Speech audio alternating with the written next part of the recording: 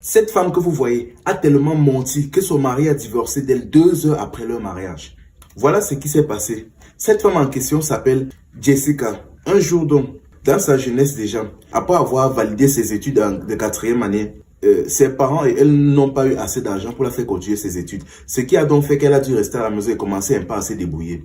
Dans sa débrouillardise, elle a commencé à fréquenter les hommes. Et c'est comme ça qu'avec le temps, parfois elle se mettait en relation, parfois elle se faisait tromper, ceci, cela. C'est que là a développé en elle une certaine mentalité.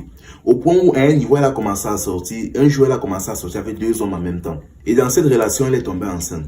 Bon, elle a donc décidé donc de garder la grossesse et d'embrouiller chacun, faire croire à l'autre que l'enfant était de lui pour qu'il s'occupe d'elle. À un moment donné, elle est partie dire au premier homme que l'enfant était de lui. Le gars a refusé, dit que non, que c'est impossible. Il a expliqué que sa situation médicale ici l'empêche d'avoir un enfant actuellement, donc qu'il est impossible que l'enfant là soit de lui. Et il a barré, il est parti. Quant au deuxième homme, lui aussi a refusé d'assumer la grossesse, il a barré. Maintenant, le problème est que vu qu'elle avait...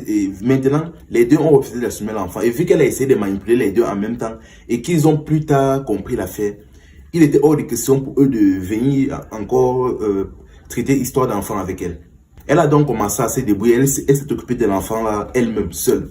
Elle s'est débrouillée jusqu'à un jour, elle a rencontré un homme riche, son mari en question. Elle vendait au marché, elle l'a rencontré et ils ont entamé une petite relation. Mais dans la relation, elle lui a fait croire qu'elle ne lui a jamais dit qu'elle avait un enfant et tout. Elle a commencé à le mentir sérieusement.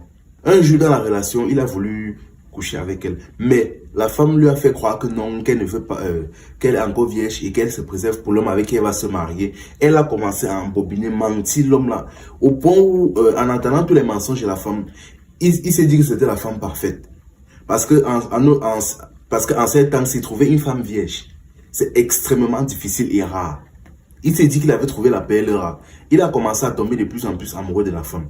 Tellement qu'il a commencé à la faire visiter sa villa. Elle arrivait chez lui, elle voit sa villa, ça commence à embrouiller sa tête. Elle veut dire la vérité, mais elle n'arrive plus. Parce que le gars a beaucoup trop mis le miel.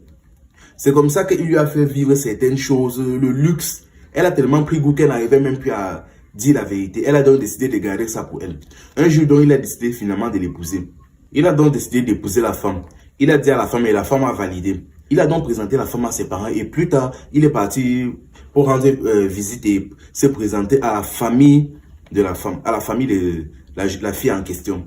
Mais le problème est que par derrière, Jessica est partie expliquer à sa famille la situation, qui ne connaît pas que j'ai l'enfant. Je lui ai fait croire que j'étais vierge. Bien que sa famille n'était pas d'accord, ils ont dit que ok. Le monsieur est venu, ils se sont rencontrés, ils se sont salués, tout s'est bien passé. Et après ça, ils se sont laissés. Ils ont commencé à organiser le mariage. Mais sa famille par derrière était toujours en train d'insister qu'elle doit lui dire la vérité, même avant le mariage. Parce que franchement, ce genre de choses est extrêmement grave. Mais bon, elle n'a pas voulu, elle n'a voulu rien comprendre, elle a dit qu'elle maîtrisait. Ses parents ont dit que ok, de toute façon c'était déjà une adulte. On la laisse gérer ses problèmes. Une fois donc le mariage est programmé, le jour donc du mariage en question, tout le monde était là, les festivités étaient là et après les festivités, le mariage a eu lieu et elle a été légalisée. La jeune femme a été légalisée. Bon, après donc qu'ils se sont mariés, donc ils sont rentrés donc à la maison quelques minutes, 1 heure et poussière plus tard. Ils ont commencé donc à déballer les cadeaux et à un moment donné donc, elle a décidé donc qu'il était temps de lui dire la vérité. Elle s'est dit bon, vu que maintenant ils sont mariés, que ce soit mariés et tout, il va forcément la pardonner et lui faire confiance. Après donc avoir raconté la vérité à son mari, le gars l'a traité de sorcière. Dit que mais comment tu peux faire ce genre de choses là? Comment tu peux mentir jusqu'à ce niveau là? Et c'est après s'être marié que tu décides de dire la vérité.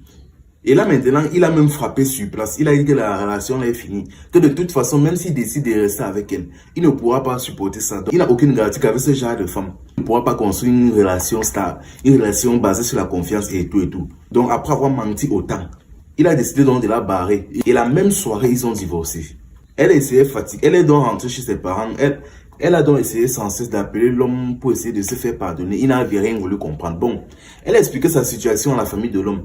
La famille de l'homme l'ont pardonné et tout, mais l'homme ne voulait rien comprendre, il ne voulait plus rien avoir avec elle. Aujourd'hui, la voici maintenant qui vend le poisson en route pour essayer de se débrouiller et de s'occuper de son enfant. Ah, franchement, les femmes. À quel moment elle s'est dit que c'était une bonne idée en fait? À quel moment elle s'est dit que c'était une bonne idée en fait? Mentir et attendre d'être légalisé avant de dire la vérité. C'est-à-dire qu'il y a souvent des femmes qui prennent des gens pour des attardés. Enfin bref, c'était un effet amusement.